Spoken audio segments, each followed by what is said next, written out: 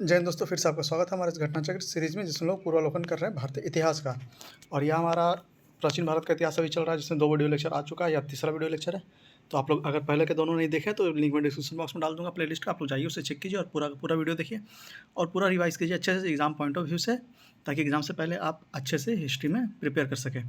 और इसी तरह से हम लोग ये पूरा बुक कंप्लीट करने वाले हैं। अभी प्राचीन चल रहा है, फिर मध्यकालीन चलेगा, फिर आधुनिक भारत का इतिहास चलेगा, और यह बुक कंटिन्यू रहेगा जब तक ये खत्म नहीं होता। उसके बाद फिर हम लोग हिस्ट्री, पॉलिटी, इकोनॉमिक्स, साइंस और भी कई सब्जेक्ट के घटना चक्र हम लोग कंप्लीट करने वाले हैं। तो आपसे बस ये अनुरोध है कि अगर आप लोग हमारे चैनल पर नए हैं और अभी तक हमारे चैनल के साथ नहीं जुड़े हैं तो प्लीज़ प्लीज़ प्लीज़ इसे सब्सक्राइब करके हमें सपोर्ट करें और हमारे साथ जुड़े, ताकि जब भी हम कोई नया वीडियो डालें तो आपको यह वीडियो आसानी से पहुंच जाए और आप अपने एग्जाम की तैयारी और अच्छे से कर सकें। तो आज हम लोग शुरू करने वाले हैं जैन धर्म से, क्योंकि बहुत तक हम लोगों ने कर लिया। तो आइए शुरू करते हैं आज का हमारा टॉपिक, जहाँ हम लोगों ने पिछले वीडियो लेक्चर में छोड़ा था वहीं से हम लोग कंटिन्यू करेंगे आज। तो आज का हमारा टॉपिक यहाँ शुरू होगा जैन धर्म से। आइए एक एक करके इसे सारे प्रश्नों को देखते हैं और हम लोग अपना वीडियो आगे बढ़ाते हैं। पहला प्रश्न, जैन धर्म के संस्थापक हैं, तो डी ऑप्शन हो जाएगा ऋषभदेव। जैन धर्म के संस्थापक कौन है, तो डी ऑप्शन ऋषभदेव। जैन धर्म का प्रथम तीर्थंकर कौन थे, तो बी ऑप्शन हो जाएगा ऋषभदेव। जैन धर्म के प्रथम तीर्थंकर कौन थे, तो बी ऑप्शन हो जाएगा ऋषभदेव। जैन तीर्थंकर पार्श्वनाथ निम्नलिखित स्थानों में से मुख्यतः किससे संबंधित है, तो ए ऑप्शन हो जाएगा वाराणसी। जैन तीर्थंकर पार्श्वनाथ निम्नलिखित स्थानों में से मुख्यतः किससे संबंधित है, तो ए ऑप्शन हो जाएगा वाराणसी। अगला प्रश्न यहाँ पे मिलान करने के लिए दिया हुआ है, तीर्थंकर दिया हुआ है और प्रतिमा लक्षण दिया हुआ है। तो आइए क्या करके सब देख लेते हैं। आदिनाथ के लिए वृषभ का उपयोग किया गया है, मलिनाथ के लिए जल कलश का उपयोग किया गया है, पार्श्वनाथ के लिए सर्प का उपयोग किया हुआ है और संभवनाथ के लिए अश्व का उपयोग किया हुआ है। ए ऑप्शन है 1 4 3 2, 1 4 3 2। अगला प्रश्न फिर मिलान करने के लिए दिया हुआ, आइए देख लेते हैं। तो पार्श्वनाथ के लिए सर्प का उपयोग किया हुआ है, आदिनाथ के लिए वृषभ का उपयोग किया हुआ है, महावीर के लिए सिंह का उपयोग किया हुआ है और शांतिनाथ के लिए हिरण का उपयोग किया हुआ है। डी ऑप्शन है 3 1 2 4, 3 1 2 4। अगला प्रश्न, निम्नलिखित में से कौन सा एक युगम सही सुमेलित नहीं है, तो तीर्थंकर दिया हुआ है और उनका निर्वाण स्थल दिया हुआ है। तो ऋषभनाथ अष्टापद, यह बिल्कुल सही है। वसुपूज्य, समेध शिखर, यह गलत है। नेमिनाथ ऊर्जा यंत्र, यह बिल्कुल सही है। और महावीर पावपुरी, यह बिल्कुल सही है। तो डी ऑप्शन इसमें गलत हो जाएगा, वसुपूज्य समेध शिखर, यह गलत ऑप्शन है, बी ऑप्शन। आगे फिर से मिलान करने के लिए देवा, आइए देख लेते हैं। तो श्रावस्ती में हो जाएगा संभवनाथ, काकंदी में हो जाएगा सुविधिनाथ, अयोध्या में हो जाएगा ऋषभनाथ और पभोषा में हो जाएगा पद्म प्रभु। सी ऑप्शन हो जाएगा 4 3 1 2, 4 3 1 2। अगला प्रश्न, निम्नलिखित तीर्थंकरों पर विचार कीजिए तथा उनको सही कालानुसार व्यवस्थित कीजिए। तो इसमें देखना है कौन पहले है। तो अभिनंदन इसमें पहले हो जाएगा, फिर हो जाएगा पद्म प्रभु, फिर हो जाएगा बिमल नाथ, फिर हो जाएगा मनु सुब्रत नाथ। ये ऑप्शन हो जाएगा 1 4 2 3, 1 4 2 3। अगला प्रश्न, महावीर स्वामी का जन्म कहाँ हुआ था, तो ए ऑप्शन हो जाएगा कुंडल ग्राम। महावीर स्वामी का जन्म कहाँ हुआ था, तो ए ऑप्शन हो जाएगा कुंडल ग्राम। अगला है कुंडलपुर जन्म स्थल है किसका, तो सी ऑप्शन हो जाएगा महावीर स्वामी का। कुंडलपुर जन्म स्थल है किसका, तो सी ऑप्शन होगा महावीर स्वामी का। जैन धर्म के प्रवर्तक महावीर जी का मोक्ष स्थान कहाँ स्थित है, तो सी ऑप्शन हो जाएगा पावापुरी। जैन धर्म के प्रवर्तक महावीर जी का मोक्ष स्थल कहाँ स्थित है, तो सी ऑप्शन हो जाएगा पावापुरी। अगला, महावीर जैन की मृत्यु निम्नलिखित में से किस नगर में हुई, तो सी ऑप्शन हो जाएगा पावापुरी। महावीर जैन की मृत्यु निम्नलिखित में से किस नगर में हुई, तो सी ऑप्शन हो जाएगा पावापुरी। वर्धमान महावीर के संबंध में क्या सही नहीं है, तो उन्हें 24वां और अंतिम तीर्थंकर माना जाता है, यह बिल्कुल सही है। उनकी माता लिच्छवी के राजा चेतन की बहन थी, यह भी बिल्कुल सही है। उन्होंने अपने जीवन काल में विवाह नहीं किया, यह गलत है। उन्होंने 527 ईसा पूर्व में पटना के नज़दीक पावापुरी में देहांत किया, यह बिल्कुल सही है। तो सी ऑप्शन इसमें गलत हो जाएगा। उन्होंने अपने जीवन काल में विवाह नहीं किया, यह बिल्कुल गलत है, उनका विवाह हो चुका था। तीर्थंकर शब्द संबंधित है, तो डी ऑप्शन होगा जैन से। तीर्थंकर शब्द संबंधित है किससे, तो डी ऑप्शन होगा जैन से। जैन तीर्थंकरों के क्रम में अंतिम कौन है, तो सी ऑप्शन होगा महावीर। जैन तीर्थंकरों के क्रम में अंतिम कौन है, तो सी ऑप्शन होगा महावीर। निम्नलिखित में से कौन सा जैन तीर्थंकर नहीं था, तो बी ऑप्शन हो जाएगा नाथ मुनि। निम्नलिखित में से कौन एक जैन तीर्थंकर नहीं था, तो बी ऑप्शन हो जाएगा नाथ मुनि। प्रभासगिरी जिनका तीर्थ स्थल है वह है, बी ऑप्शन होगा जैन। प्रभासगिरी जिनका तीर्थ स्थल है वह कौन है, तो बी ऑप्शन होगा जैन। जैन धर्म में पूर्ण ज्ञान के लिए क्या शब्द है, तो सी ऑप्शन होगा कैवल्य। जैन धर्म में पूर्ण ज्ञान के लिए क्या शब्द है, तो सी ऑप्शन होगा कैवल्य। महावीर स्वामी को किस नदी के तट पर ज्ञानोदय प्राप्त हुआ था, तो डी ऑप्शन होगा ऋजुपालिका। महावीर स्वामी को किस नदी के तट पर ज्ञानोदय प्राप्त हुआ था, तो डी ऑप्शन होगा ऋजुपालिका। अगला है, त्रिरत्न सिद्धांत, सम्यक धारण, सम्यक चरित्र और सम्यक ज्ञान जिस धर्म की महिमा है वह कौन है? तो सी ऑप्शन रहेगा जैन धर्म। त्रिरत्न सिद्धांत, सम्यक धारण, सम्यक चरित्र और सम्यक ज्ञान जिस धर्म की महिमा है वह कौन है? तो सी ऑप्शन रहेगा जैन धर्म। त्रिरत्न या तीन रत्न जैसे सटीक ज्ञान, सच्ची आस्था और सटीक क्रिया निम्न में से किससे संबंधित है? तो सी ऑप्शन रहेगा जैन धर्म से। त्रिरत्न या तीन रत्न जैसे सटीक ज्ञान, सच्ची आस्था और सटीक क्रिया निम्न में से किससे संबंधित है? तो सी ऑप्शन रहेगा जैन धर्म। कौन सा दर्शन त्रिरत्न को मान्यता है? तो इसका आंसर स्टार मार्क दिया हुआ, आप लोग चाहें तो इसे नीचे डिस्क्रिप्शन बॉक्स में पूरा पढ़ सकते हैं। अगला, अनुव्रत सिद्धांत का प्रतिपादन किया था? तो सी ऑप्शन रहेगा जैन धर्म ने। अनुव्रत सिद्धांत का प्रतिपादन किसने किया था? सी ऑप्शन रहेगा जैन धर्म ने। अगला प्रश्न, स्यादवाद सिद्धांत है? तो सी ऑप्शन रहेगा शैव धर्म का। स्यादवाद सिद्धांत है किसका? तो सी ऑप्शन रहेगा शैव धर्म का। स्यादवाद संबंधित है? तो बी ऑप्शन रहेगा जैन धर्म से। स्यादवाद संबंधित है किससे? तो बी ऑप्शन रहेगा जैन धर्म से। निम्नलिखित में से कौन सा सिद्धांत जैन धर्म से संबंधित है?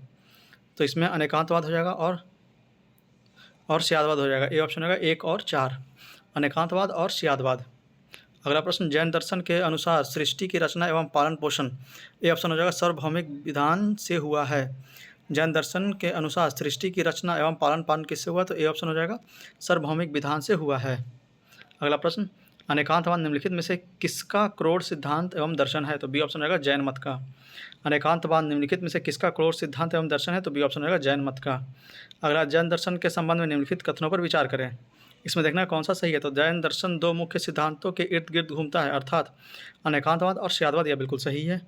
अनेकांतवाद के अनुसार प्रत्येक प्राणी में कोई गुण होते हैं, वह स्थायी गुण जो किसी वस्तु की प्रकृति का निर्माण करता है गुण कहलाता है। यह भी सही है। तो सी ऑप्शन हो जाएगा 1 और 2, इसमें दोनों सही है। अगला प्रश्न, निम्नलिखित में से कौन सा धर्म विश्व विनाशकारी प्रलय की अवधारणा में विश्वास नहीं करता? तो बी ऑप्शन रहेगा जैन धर्म। निम्नलिखित में से कौन सा धर्म विश्व विनाशकारी प्रलय की अवधारणा में विश्वास नहीं करता? तो बी ऑप्शन रहेगा जैन धर्म। जैन धर्म का आधारभूत बिंदु है? तो सी ऑप्शन रहेगा अहिंसा। जैन धर्म का आधारभूत बिंदु क्या है? तो सी ऑप्शन रहेगा अहिंसा। यापनीय किसका एक संप्रदाय था? तो बी ऑप्शन रहेगा जैन धर्म का। यापनीय किसका एक संप्रदाय था? तो बी ऑप्शन रहेगा जैन धर्म का। भारत की धार्मिक प्रथाओं के संदर्भ में स्थानकवासी संप्रदाय का संबंध किससे है? तो बी ऑप्शन रहेगा जैन मत से। भारत की धार्मिक प्रथाओं के संदर्भ में स्थानकवासी संप्रदाय का संबंध किससे है? तो बी ऑप्शन रहेगा जैन मत से। निम्नलिखित में से कौन सबसे पूर्वकालिक जैन ग्रंथ कहलाता है? तो सी ऑप्शन रहेगा 14 पूर्व। निम्नलिखित में से कौन सा सबसे पूर्वकालिक जैन ग्रंथ कहलाता है? तो सी ऑप्शन रहेगा 14 पूर्व। अगला, प्रारंभिक जैन साहित्य निम्नलिखित में से किस भाषा में लिखी गई? तो ए ऑप्शन रहेगा अर्धमगधी। प्रारंभिक जैन साहित्य निम्नलिखित में से किस भाषा में लिखी गई? तो ए ऑप्शन रहेगा अर्धमगधी। निम्नलिखित में से कौन सा स्थल पार्श्वनाथ से संबंध होने के कारण जैन सिद्ध क्षेत्र माना जाता है? तो सी ऑप्शन रहेगा सामदेव शिखर समेत शिखर। निम्नलिखित में से कौन सा स्थल पार्श्वनाथ से संबंध होने के कारण जैन सिद्धांत क्षेत्र माना जाता है? तो सी ऑप्शन रहेगा समेत शिखर। अगला, निम्नलिखित में से कौन सा आरंभिक जैन साहित्य का भाग नहीं है? तो ए ऑप्शन हो जाएगा थेरी गाथा। निम्नलिखित में से कौन सा आरंभिक जैन साहित्य का भाग नहीं है? तो थेरी गाथा नहीं है, बाकी अचरंगा सूत्र है, श्रित कृतंग है, बृहत कल्प सूत्र है। अगला प्रश्न, जैन संप्रदाय में प्रथम विभाजन के समय श्वेतांबर संप्रदाय के संस्थापक थे? तो ए ऑप्शन रहेगा स्थूलभद्र। जैन संप्रदाय में प्रथम विभाजन के समय श्वेतांबर संप्रदाय के संस्थापक थे कौन? तो ए ऑप्शन रहेगा स्थूलभद्र। भगवान महावीर का प्रथम शिष्य था? तो ए ऑप्शन रहेगा जमाली। भगवान महावीर का प्रथम शिष्य कौन सा था? ए ऑप्शन हो जाएगा जमाली। महावीर का प्रथम अनुयायी कौन था? तो ए ऑप्शन हो जाएगा जमाली। महावीर का प्रथम अनुयायी कौन था? तो ए ऑप्शन हो जाएगा जमाली। किस जैन सभा में अंतिम रूप से श्वेतांबर आगम का संप्रदाय हुआ? तो डी ऑप्शन रहेगा पाटलिपुत्रा में। किस जैन सभा में अंतिम रूप से श्वेतांबर आगम का संपादन हुआ? तो डी ऑप्शन रहेगा पाटलिपुत्रा में। आगे, निम्नलिखित में से किस स्थल पर प्रथम जैन परिषद का आयोजन हुआ? तो ए ऑप्शन रहेगा पाटलिपुत्रा। निम्नलिखित में से किस स्थान पर प्रथम जैन परिषद का आयोजन हुआ? तो ए ऑप्शन रहेगा पाटलिपुत्रा। यहाँ पे कथन कारण दिया हुआ है। जैन सिद्धांत से संबंधित निम्नलिखित कथनों को पढ़िए और सटीक विकल्प को चुनिए। श्वेतांबर धर्मसूत्र में 12 अंग शामिल हैं। यह बिल्कुल सही है। श्वेतांबर परंपरा के अनुसार इन अंगों का संकलन वल्लभी में आयोजित एवं धर्मसभा में किया गया था। एक धर्मसभा में किया गया था, तो यह गलत है। तो डी ऑप्शन रहेगा एक कथन 1 सही है और कथन 2 गलत है। अगला, निम्नलिखित कथनों पर विचार कीजिए, इसमें कौन सही है देखते हैं। तो वर्धमान महावीर की माता लिच्छवी के मुख चेटक की पुत्री थी, यह गलत है। गौतम बुद्ध की माता कोल्य राजवंश की राजकुमारी थी, यह बिल्कुल सही है। 23वें तीर्थंकर पार्श्वनाथ बनारस से थे, या बिल्कुल सही है। तो सी ऑप्शन इसमें सही होगा, 2 और 3 सही है, पहला स्टेटमेंट गलत था।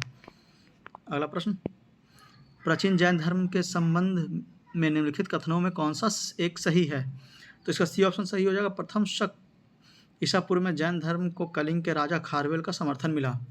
प्राचीन जैन धर्म के संबंध में निम्नलिखित कथनों में कौन सा एक सही है? तो सी ऑप्शन इसमें सही हो जाएगा। प्रथम शतक ईसा पूर्व में जैन धर्म को कलिंग के राजा खारवेल का समर्थन मिला था। आगे निम्नलिखित में से कौन सा कथन जैन सिद्धांत के अनुरूप है? तो इसमें देखना कौन कौन सा सही है। तो कर्म को विनष्ट करने का सुनिश्चित मार्ग तपश्चर्य है, या बिल्कुल सही है। प्रत्येक वस्तु में चाहे वह सूक्ष्म कण हो आत्मा होती है, या बिल्कुल सही है। कर्म आत्मा का विनाशक है और अवश्य इसका अंत करना चाहिए, या बिल्कुल सही है। तो डी ऑप्शन रहेगा। 1, 2, 3 इसमें सही है, तीनों सही है। अगला प्रश्न, समाधि मरण किस दर्शन से संबंधित है? तो बी ऑप्शन हो जाएगा जैन दर्शन। समाधि मरण किस दर्शन से संबंधित है? तो बी ऑप्शन हो जाएगा जैन दर्शन। निम्नलिखित कथनों पर विचार कीजिए, इसमें देखना कौन सा सही है। दक्षिण भारत के इक्ष्वाकु शासक बौद्ध मत के विरोधात्मक थे, यह बिल्कुल गलत है। पूर्वी भारत के पाल शासक बौद्ध मत के समर्थक थे, यह बिल्कुल सही है। तो बी ऑप्शन हो जाएगा। केवल 2 इसमें सही है, पहला स्टेटमेंट गलत था। अगला, आजीवक संप्रदाय के संस्थापक थे, तो सी ऑप्शन हो जाएगा मखली कौशल। आजीवक संप्रदाय के संस्थापक कौन थे? तो सी ऑप्शन हो जाएगा मखली कौशल। आगे निम्नलिखित में से किसने प्रतिपादित किया कि भाग्य ही सब कुछ निर्धारित करता है, मनुष्य असमर्थ होता है? तो सी ऑप्शन होगा आजीविकों ने। निम्नलिखित में से किसने प्रतिपादित किया कि भाग्य ही सब कुछ निर्धारित करता है, मनुष्य असमर्थ होता है? तो सी ऑप्शन होगा आजीविकों ने।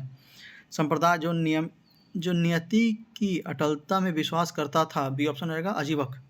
संप्रदाय जो नियति की अटलता में विश्वास करता था, कौन? तो बी ऑप्शन रहेगा आजीवक। अगला प्रश्न है, आत्मा केवल जंतु और पादप जीवन की संपदा नहीं है, बल्कि शिलाओं, प्रवाहित जलधाराओं और अन्य अनेक प्राकृतिक वस्तुओं की भी है, जिन्हें अन्य धार्मिक संप्रदाय जीवित नहीं मानते। उपयुक्त कथन प्राचीन भारत के निम्नलिखित में से किस एक धार्मिक संप्रदाय के एक मूलभूत विश्वास को प्रतिबिंबित करता है? तो बी ऑप्शन हो जाएगा जैन परंपरा। ठीक है। अगला प्रश्न, यहाँ पे आचार्य दिया हुआ है और सिद्धांत दिया हुआ है, तो आइए देखते हैं। लकुलिश का पशुपत है, फिर नागार्जुन का शून्यवाद, भद्रबाहु जैन, भद्रबाहु का है जैन, और गोसल का है आजीवक। बी ऑप्शन हो जाएगा 3, 2, 4, 1, 3, 2, 4, 1। अगला है, बराबर की गुफाओं का उपयोग किसने आश्रय गृह के रूप में किया? तो ए ऑप्शन होगा आजीवकों ने। बराबर की गुफाओं का उपयोग किसने आश्रय गृह के रूप में किया? तो ए ऑप्शन होगा आजीवकों ने। उत्तर प्रदेश में बौद्ध एवं जैन दोनों की प्रसिद्ध तीर्थस्थली है, तो बी ऑप्शन हो जाएगा कौशाम्बी। उत्तर प्रदेश में बौद्ध एवं जैन दोनों की प्रसिद्ध तीर्थस्थली क्या है? तो बी ऑप्शन होगा कौशाम्बी। अगला, निम्नलिखित में से कौन सा एक कथन सही नहीं है? तो श्रवणबेलगोला स्थित गोमतेश्वर की प्रतिमा जैनियों के अंतिम तीर्थंकर को दर्शाती है, यह बिल्कुल गलत है। भारत का सबसे बड़ा बौद्ध मठ अरुणाचल प्रदेश में है, यह बिल्कुल सही है। खजुराहो के मंदिर चंदेल राजाओं द्वारा बनाया गया था, यह बिल्कुल सही है। होयसलेश्वर मंदिर शिव को समर्पित है, यह बिल्कुल सही है। तो ए ऑप्शन इसमें गलत हो जाएगा। श्रवणबेलगोला स्थित गोमतेश्वर की प्रतिमा जैनियों की अंतिम तीर्थंकर को दर्शाती है, यह बिल्कुल गलत है, क्योंकि महावीर जैन थे अंतिम तीर्थंकर। अगला है, श्रवणबेलगोला में गोमतेश्वर की विशाल प्रतिमा किसने स्थापित कराई थी? तो ए ऑप्शन हो जाएगा चामुंडराय ने। श्रवणबेलगोला में गोमतेश्वर की विशाल प्रतिमा किसने स्थापित कराई थी? तो ए ऑप्शन हो जाएगा चामुंडराय ने। अगला, महान धार्मिक घटना महामस्तकाभिषेक निम्नलिखित में से किससे संबंधित है और किसके लिए की जाती है? तो ए ऑप्शन हो जाएगा बाहुबली। महान धार्मिक घटना महामस्तकाभिषेक निम्नलिखित में से किससे संबंधित है और किसके लिए की जाती है? तो ए ऑप्शन होगा बाहुबली। आगे अगला चैप्टर है शैव तथा भागवत धर्म। आइए इसे भी हम लोग एक प्रश्न करके इसका भी देख लेते हैं। पहला प्रश्न है, प्राचीन भारत के विश्वोत्पत्ति कॉस्मोजेनिक विषयक धारणाओं के अनुसार 4 युगों के चक्र का क्रम इस प्रकार है। तो चक्र देखना है तो सी ऑप्शन होगा। पहले हो जाएगा कृत, फिर त्रेता, फिर द्वापर, फिर कलियुग। पहले होगा कृत, फिर त्रेता युग, फिर द्वापर युग, फिर कलियुग। अगला प्रश्न, निम्नलिखित में से कौन सा प्राचीन भारत में शैव संप्रदाय था? तो बी ऑप्शन हो जाएगा मतमयूर। निम्नलिखित में से कौन सा प्राचीन भारत में शैव संप्रदाय था? तो बी ऑप्शन हो जाएगा मतमयूर। अगला है, अर्धनारीश्वर मूर्ति का आधा शिव तथा आधा पार्वती प्रतीक है, सी ऑप्शन देवी और उसकी शक्ति के योग का। अर्धनारीश्वर मूर्ति में आधा शिव तथा आधा पार्वती प्रतीक है किसका? तो सी ऑप्शन हो जाएगा देवी और उसकी शक्ति के योग का। अगला प्रश्न, नायनार कौन थे? तो ए ऑप्शन होगा शैव। नायनार कौन थे? तो शैव हो जाएंगे। आगे नयनार कौन थे? तो बी ऑप्शन रहेगा शैव धर्मानुयायी। नयनार कौन थे? तो बी ऑप्शन शैव धर्मानुयायी। निम्नलिखित में से कौन अलवार संत नहीं था? तो बी ऑप्शन रहेगा तिरुज्ञान। निम्नलिखित में से कौन अलवार संत नहीं था? तो तिरुज्ञान नहीं था, बाकी पोयगई था, पूडम था और तिरुमंगई था। अगला भारत संप्रदाय के विकास में किसका देन अत्यधिक था? तो डी ऑप्शन है गुप्त। भागवत संप्रदाय के विकास में किसका देन अत्यधिक था? तो डी ऑप्शन हो जाएगा गुप्त। आगे भागवत धर्म के प्रतीक थे? तो बी ऑप्शन होगा कृष्ण। भागवत धर्म के प्रतीक कौन थे? तो बी ऑप्शन होगा कृष्ण। अगला है निम्नलिखित में से किस ग्रंथ में सर्वप्रथम देवकी के पुत्र कृष्ण का वर्णन किया गया है? तो बी ऑप्शन रहेगा छंदोपनिषद। निम्नलिखित में से किस ग्रंथ में सर्वप्रथम देवकी के पुत्र कृष्ण का वर्णन किया गया है? तो बी ऑप्शन रहेगा छंदोपनिषद। वसुदेव कृष्ण की पूजा सर्वप्रथम किसने प्रारंभ की? तो ए ऑप्शन रहेगा भागवतों ने। वसुदेव कृष्ण की पूजा सर्वप्रथम किसने प्रारंभ की? तो ए ऑप्शन रहेगा भागवतों ने। आगे निम्नलिखित में से किस देवता को कला में हल लिए प्रदर्शित किया गया है? तो बी ऑप्शन रहेगा बलराम। निम्नलिखित में से किस देवता को कला में हल लिए प्रदर्शित किया गया है? तो बी ऑप्शन रहेगा बलराम। अगला प्रश्न, भागवत संप्रदाय में भक्ति के रूपों की संख्या है? तो सी ऑप्शन रहेगा 9। भागवत संप्रदाय में भक्ति के रूपों की संख्या क्या है? तो सी ऑप्शन रहेगा 9। हेलियोडोरस का बेश नगर अभिलेख संदर्भित है? डी ऑप्शन होगा केवल वसुदेव से। हेलियोडोरस का बेश नगर अभिलेख संदर्भित है किससे? तो डी ऑप्शन होगा केवल वसुदेव से। भागवत धर्म से संबंधित प्राचीनतम अभिलेखीय साक्ष्य है? तो बी ऑप्शन रहेगा हेलियोडोरस के बेशनगर अभिलेख। भागवत धर्म से संबंधित प्राचीनतम अभिलेखीय साक्ष्य क्या है? तो बी ऑप्शन रहेगा हेलियोडोरस का बेशनगर अभिलेख। भागवत धर्म का ज्ञात सर्वप्रथम अभिलेखीय साक्ष्य है? तो सी ऑप्शन रहेगा बेशनगर का गरुड़ स्तंभ।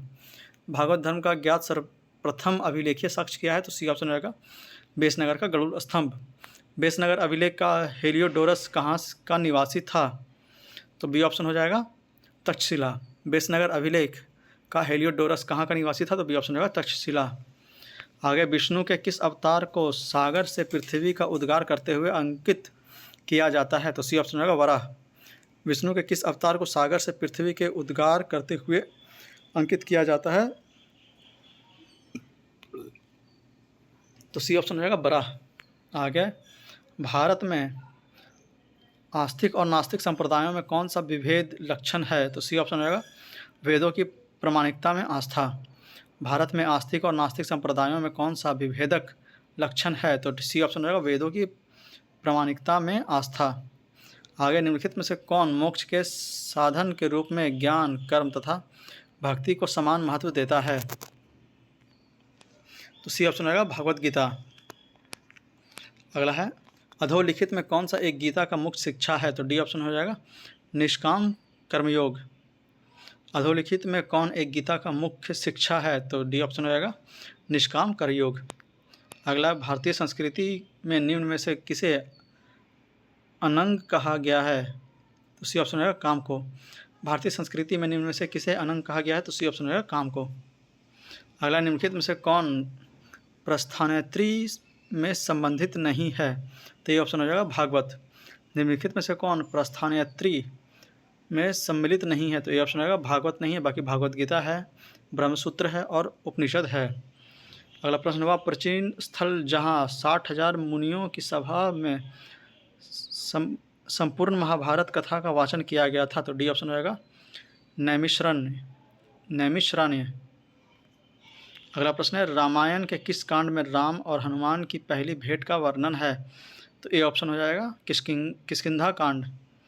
रामायण के किस कांड में राम और हनुमान की पहली भेंट का वर्णन है? तो ए ऑप्शन हो जाएगा किष्किंधा कांड में। कालिका पुराण किस धर्म से संबंधित है? तो बी ऑप्शन हो जाएगा शाक्त। कालिका पुराण किस धर्म से संबंधित है? तो बी ऑप्शन हो जाएगा शाक्त से। अगला मिलान करने के लिए दिया हुआ यहाँ देवता और पहचान। तो आइए मिलान करते गए करके। शिव का हो जाएगा त्रिशूल, विष्णु का हो जाएगा चक्र, गणेश का हो जाएगा रस्सी का फंदा और सरस्वती का हो जाएगा वीणा। तो बी ऑप्शन हो जाएगा 2 1 4 3 2 1 4 3। अगला प्रश्न, पुरी में रथ यात्रा किसके सम्मान में निकाली जाती है? तो सी ऑप्शन हो जाएगा भगवान जगन्नाथ के। पुरी में रथ यात्रा किसके सम्मान में निकाली जाती है? तो सी ऑप्शन हो जाएगा भगवान जगन्नाथ के। नासिक में कुंभ मेला निम्न में से किस एक नदी के तट पर लगता है? तो डी ऑप्शन होगा गोदावरी नदी। नासिक में कुंभ मेला निम्न में से किस एक नदी के तट पर लगता है? तो डी ऑप्शन होगा गोदावरी नदी। अगला है नाथपंथियों, सिद्धों और योगियों ने भक्ति धर्म के किस क्षेत्र में लोकप्रिय बनाया? ये हो जाएगा उत्तर भारत। नाथपंथियों, सिद्धों और योगियों ने भक्ति धर्म के किस क्षेत्र में लोकप्रिय बनाया? तो ये ऑप्शन होगा उत्तर भारत। अगला यहाँ पे सूचीकरण मिलान करने के लिए दिया हुआ, आइए मिलान करते हैं। जैन धर्म का हो जाएगा पावपुरी, हिंदू धर्म का हो जाएगा वाराणसी, इस्लाम धर्म हो जाएगा मदीना और ईसाई धर्म हो जाएगा वेटिकन। C option 3-4-1-2 3-4-1-2। आगे यहाँ पे अगला चैप्टर शुरू हो जाता है 6ठी शताब्दी ईसा पूर्व राजनीतिक दशा। आइए एक एक करके हम लोग देख लेते हैं उससे रिलेटेड सारे दशाओं को। और पहला प्रश्न यहाँ भारत के प्राचीनतम प्राप्त सिक्के, तो डी ऑप्शन हो जाएगा चांदी के थे। भारत के प्राचीनतम प्राप्त सिक्के क्या थे? तो डी ऑप्शन होगा चांदी के थे। निम्नलिखित में से कौन सा सही सुमेलित नहीं है? तो बी ऑप्शन हो जाएगा कौशल अहिछत्र। निम्नलिखित में से कौन सा सही सुमेलित नहीं है? तो बी ऑप्शन होगा कौशल अहिछत्र। यह गलत है। बाकी अंग चंपा सही है, वस्त्र कौशाम्बी सही है, मत्स्य विराटनगर बिल्कुल सही है। मिलान करने के दिया हुआ है यहाँ पे, तो इसका आंसर सी हो जाएगा 3-2-4-1। आइए मिलान देख लेते हैं। प्रघोत का हो जाएगा अवंती, उदयन का हो जाएगा वत्स, प्रसेनजीत का हो जाएगा कौशल और अजातशत्रु का हो जाएगा मगध। अगला चंड प्रघोत किस प्राचीन गणराज्य के राजा थे? तो सी ऑप्शन होगा अवंती। चंड प्रघोत किस प्राचीन गणराज्य के राजा थे? तो सी ऑप्शन होगा अवंती। आगे अभिलेखीय साक्ष्य में से प्रकट होता है कि नंद राजा के आदेश से एक नहर खोदी गई थी। तो सी ऑप्शन होगा कलिंग में। अभिलेखीय साक्ष्य से प्रकट होता है कि नंद राजा के आदेश से एक नहर खोदी गई थी। तो सी ऑप्शन होगा कलिंग में। आगे उज्जैन के प्राचीन काल में नाम क्या है? उज्जैन का प्राचीन काल में नाम क्या है? तो सी ऑप्शन होगा अवंतिका। उज्जैन का प्राचीन काल में नाम क्या है? तो सी ऑप्शन होगा अवंतिका। आगे यहाँ पे चित्र दिया हुआ है, उसमें क्रमशः ABCD द्वारा अंकित स्थल कौन से हैं? तो सी ऑप्शन होगा ए हो जाएगा मत्स्य, बी हो जाएगा अवंती, सी हो जाएगा वत्स्य और डी हो जाएगा अंग। अगला प्रश्न, प्राचीन नगर जो महाभारत और महाभाष्य दोनों में उल्लेखित है, तो इसका आंसर स्टार मार्क दिया हुआ है। आप लोग चाहें तो इसे यहाँ विवरण बॉक्स में पढ़ सकते हैं। अगला पाटलिपुत्रा के संस्थापक थे, तो इसका भी आंसर स्टार मार्क दिया हुआ है, तो इससे काफ़ी आप लोग यहाँ डिस्क्रिप्शन बॉक्स में पढ़ सकते हैं। ऐसे इसमें ऑप्शन में ए दिया हुआ है उदयन को। अगला मगध साम्राज्य की राजधानी पाटलिपुत्रा के बारे में निम्नलिखित में से कौन सा कथन सत्य है? तो सही कथन देखना है तो बी ऑप्शन इसमें बिल्कुल सही है। पाटलिपुत्रा उत्तर में गंगा नदी से एवं पश्चिम में सोन नदी से घिरा हुआ है। फिर से पाटलिपुत्रा उत्तर में गंगा नदी से और पश्चिम में सोन नदी से घिरा हुआ है। अगला प्रश्न, पाटलिपुत्रा को किस शासक ने सर्वप्रथम अपनी राजधानी बनाया था? तो इसका भी आंसर स्टार मार्क दिया हुआ है। आप लोग चाहें तो इसे डिस्क्रिप्शन बॉक्स में नीचे पढ़ सकते हैं। अगला प्रश्न, निम्न में से किस राजा ने पाटलिपुत्रा बसाया था? तो सी ऑप्शन हो जाएगा अजातशत्रु। निम्नलिखित में से किस राजा ने पाटलिपुत्रा बसाया था? तो सी ऑप्शन अजातशत्रु। किस शासक द्वारा सर्वप्रथम पाटलिपुत्रा की राजधानी के रूप में चयन किया गया था? तो सी ऑप्शन होगा उदयन द्वारा। किस शासक द्वारा सर्वप्रथम पाटलिपुत्रा का राजधानी के रूप में चयन किया गया था? तो सी ऑप्शन होगा उदयन द्वारा। प्राचीन काल में गंगा के दक्षिण क्षेत्र को क्या कहा जाता था? तो ई ऑप्शन होगा उपयुक्त में से कोई नहीं। आप लोग यहाँ विवरण बॉक्स में इसे पढ़ सकते हैं। आगे उदयन वासवदत्ता की दंत कथा संबंधित है, तो ए ऑप्शन होगा उज्जैन से। उदयन वासुदत्ता की दंत कथा संबंधित है कहाँ से? तो ए ऑप्शन होगा उज्जैन से। अगला, प्रथम मगध सम्राट का उत्कर्ष किस शताब्दी में हुआ था? तो बी ऑप्शन हो जाएगा ईसा पूर्व 6ठी शताब्दी में। प्रथम मगध साम्राज्य का उत्कर्ष किस शताब्दी में हुआ था? तो बी ऑप्शन होगा ईसा पूर्व 6ठी शताब्दी में। आगे निम्नलिखित में से कौन सा एक ईसा पूर्व 6ठी शताब्दी में प्रारंभ में भारत का सर्वाधिक शक्तिशाली नगर राज्य था? तो डी ऑप्शन हो जाएगा मगध। निम्नलिखित में से कौन सा एक ईसा पूर्व 6ठी शताब्दी में प्रारंभ में भारत का सर्वाधिक शक्तिशाली नगर राज्य था? तो डी ऑप्शन हो जाएगा मगध। आगे, प्रारंभिक गणतंत्र का कौन सा नहीं है? तो सी ऑप्शन हो जाएगा योधेय नहीं है, बाकी शाक्य है, लिच्छवी है। प्रारंभिक गणतंत्र में कौन सा नहीं है? तो सी ऑप्शन हो जाएगा योधेय नहीं है। आगे, विश्व का पहला गणतंत्र वैशाली में किसके द्वारा स्थापित किया गया था? तो डी ऑप्शन होगा लिच्छवी द्वारा। विश्व का पहला गणतंत्र वैशाली में किसके द्वारा स्थापित किया गया था? तो डी ऑप्शन होगा लिच्छवियों द्वारा। अगला है, ईसा पूर्व 6ठी शताब्दी में विश्व का प्रथम गणतंत्र व्यवस्था कहाँ थी? तो ए ऑप्शन होगा वैशाली। ईसा पूर्व 6ठी शताब्दी में विश्व की प्रथम गणतंत्रात्मक व्यवस्था कहाँ थी? तो ए ऑप्शन होगा वैशाली में। आगे, निम्नलिखित में से कौन सा युगम उपयुक्त जोड़ी है? तो डी ऑप्शन होगा चेतक लिच्छवी, बिल्कुल सही है। निम्नलिखित में से कौन सा युगम उपयुक्त जोड़ी है? तो डी ऑप्शन होगा चेतक लिच्छवी। 6ठी शताब्दी ईसा पूर्व के 16 महाजनपदों के विषय में निम्नलिखित में से किस बौद्ध ग्रंथ में सूचना मिलती है? तो डी ऑप्शन हो जाएगा अंगुत्तर निकाय। 6ठी शताब्दी ईसा पूर्व में 16 महाजनपदों के विषय में निम्नलिखित में से किस बौद्ध ग्रंथ में सूचना मिलती है? तो डी ऑप्शन हो जाएगा अंगुत्तर निकाय में। अगला 16 महाजनपदों की सूची उपलब्ध है, तो बी ऑप्शन होगा अंगुत्तर निकाय में। 16 महाजनपदों की सूची उपलब्ध है कहाँ, तो बी ऑप्शन होगा अंगुत्तर निकाय। निम्न में से कौन एक बौद्ध ग्रंथ 16 महाजनपदों का उल्लेख करता है, तो ए ऑप्शन होगा अंगुत्तर निकाय। निम्नलिखित में से कौन एक बौद्ध ग्रंथ 16 महाजनपदों के उल्लेख करता है, तो ए ऑप्शन हो जाएगा अंगुत्तर निकाय। अगला महाजनपद युग के 16 जनपदों के नाम बौद्ध साहित्य में प्रायः उल्लेखित हैं। निम्नलिखित में से किन जनपदों के नाम पाणिनि के अष्टाध्याय में उल्लेखित है, तो इसमें हो जाएगा मगध, अश्मक और कंबोज। ए ऑप्शन हो जाएगा A B C, Magadh, Ashmak और कंबोज। अगला प्रश्न, निम्नलिखित में से किन ग्रंथों में प्राचीन भारत के 16 महाजनपदों की सूची मिलती है, नीचे दिए गए कूट से सही उत्तर का चयन करें। तो ए ऑप्शन आएगा 2 और 4, मतलब दीर्घ निकाय और भगवती सूक्त। ए ऑप्शन 2 और 4, दीर्घ निकाय और भगवती सूक्त। अगला, महाभारत के अनुसार उत्तरी पंचाल की राजधानी स्थित थी, तो सी ऑप्शन आएगा अहि छत्र में। महाभारत के अनुसार उत्तरी पंचाल की राजधानी स्थित थी कहाँ, तो सी ऑप्शन आएगा अहि छत्र में। अगला प्रश्न, 16 महाजनपदों के युग में मथुरा इनमें से किसकी राजधानी थी, तो डी ऑप्शन होगा सूरसेन की। 16 महाजनपदों के युग में मथुरा इनमें से किसकी राजधानी थी, तो डी ऑप्शन होगा सूरसेन। चंपा किस महाजनपद की राजधानी थी, तो डी ऑप्शन होगा अंग। चंपा किस महाजनपद की राजधानी थी, तो डी ऑप्शन होगा अंग। 6वीं शताब्दी ईसा पूर्व में शुक्ति मुनि राजधानी थी, तो सी ऑप्शन होगा चेदी की। 6वीं शताब्दी ईसा पूर्व में शुक्ति मुनि राजधानी थी किसकी, तो सी ऑप्शन होगा चेदी की। गोदावरी नदी के तट पर स्थित महाजनपद था, तो सी ऑप्शन होगा अश्मक, अस्क। गोदावरी नदी के तट पर स्थित महाजनपद क्या था, तो अस्क। अगला, 6वीं शताब्दी ईसा पूर्व का मत्स्य महाजनपद स्थित था, तो बी ऑप्शन होगा राजस्थान में। 6वीं शताब्दी ईसा पूर्व का मत्स्य महाजनपद स्थित था कहाँ, तो बी ऑप्शन होगा राजस्थान में। मगध की राजधानी कौन सी थी, तो सी ऑप्शन होगा गिरिब्रज या राजगीर। मगध की राजधानी कौन सी थी, तो सी ऑप्शन होगा गिरिब्रज या राजगीर। मगध की प्रारंभिक राजधानी कौन सी थी, तो सी ऑप्शन होगा राजगिरी।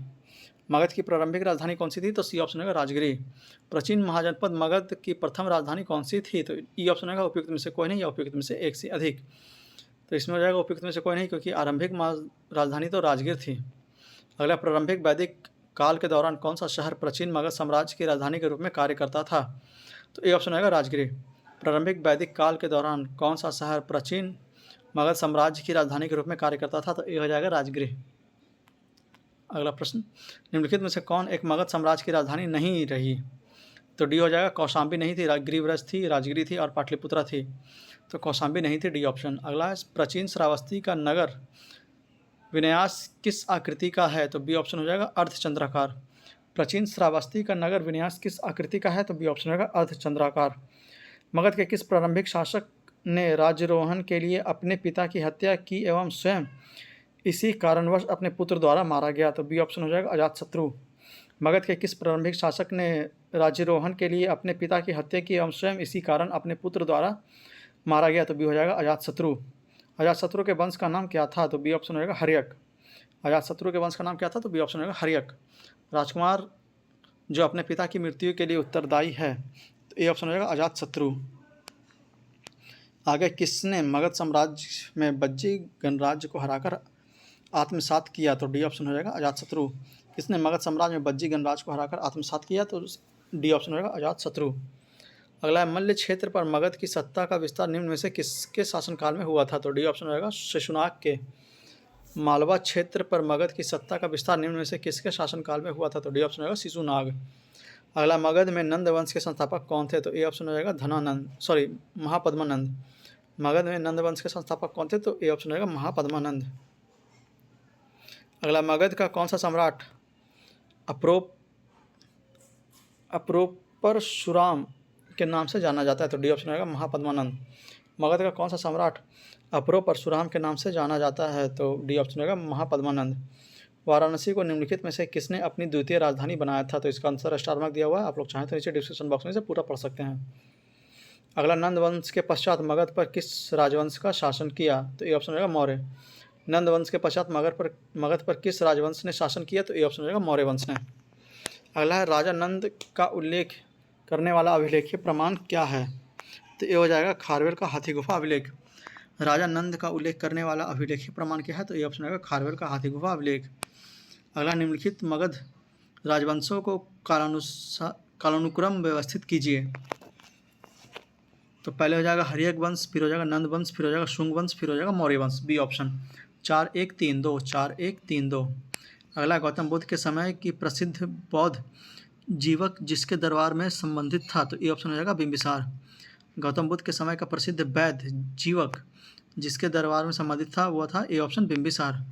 मगध शासक बिंबिसार का चिकित्सक कौन था, तो सी ऑप्शन हो जाएगा जीवक। मगध शासक बिंबिसार का चिकित्सक कौन था, तो सी ऑप्शन हो जाएगा जीवक। अगला है कथन कारण। विश्व के सभी भागों में ईसा पूर्व 6वीं शताब्दी एक महान धार्मिक उथल पुथल का काल था, तो यह बिल्कुल सही है। वैदिक धर्म बहुत जटिल हो चुका था, यह भी बिल्कुल सही है।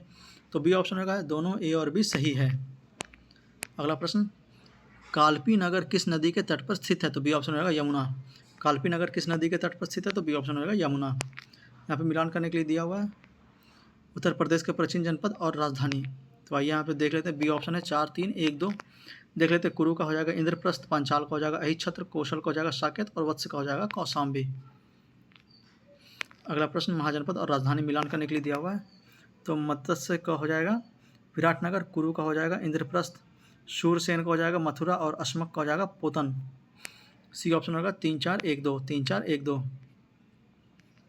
अगला प्रश्न, निम्नलिखित में से कौन सा एक सही सुमेलित नहीं है, तो कंबोज, राजपुर या हाटक बिल्कुल सही है। अश्मक, पोतन या पोटिल बिल्कुल सही है। सूरसेन, कौशाम्बी यह गलत है। कौशल, श्रावस्ती बिल्कुल सही है। सूरसेन का मथुरा होता है। अगला, वर्तमान उत्तर प्रदेश में भारत के प्राचीनतम 16 महाजनपद में से कुल कितने महाजनपद स्थित हैं, तो सी हो जाएगा 8 महाजनपद यूपी में हैं। अगला, निम्नलिखित में से कौन सा एक कथन प्राचीन भारत की श्रेणी व्यवस्था के बारे में असत्य है, तो श्रेणी व्यापारियों और कारीगरों का संगठन था, यह बिल्कुल सही है। उत्पादित वस्तुओं की गुणवत्ता और कीमत संबंधी श्रेणी द्वारा निर्धारित की जाती थी, यह बिल्कुल सही है। श्रेणी अपने सदस्यों के आचरण पर भी नियंत्रण रखता था, यह भी बिल्कुल सही है। श्रेणी व्यवस्था मात्र उत्तर भारत में प्रचलित थी, यह गलत है। तो डी ऑप्शन हो जाएगा इसमें गलत। श्रेणी व्यवस्था मात्र उत्तर भारत में प्रचलित थी, यह बिल्कुल गलत है। अगला है यूनानी आक्रमण। तो आइए इस चैप्टर को भी देखते हैं, एक एक करके इससे सारे प्रश्नों को हम लोग पढ़ते हैं। सिकंदर के हमले के समय उत्तर भारत पर निम्नलिखित राजवंशों में से किस एक का शासन था, तो ये हो जाएगा नंद वंश।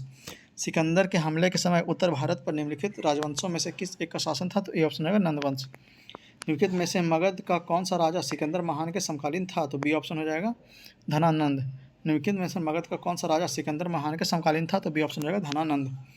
यहाँ पे कथन कारण दिया हुआ है, लगभग 2 वर्ष के अभियान के पश्चात सिकंदर महान ने 325 ईसा पूर्व में भारत छोड़ा, यह बिल्कुल सही है।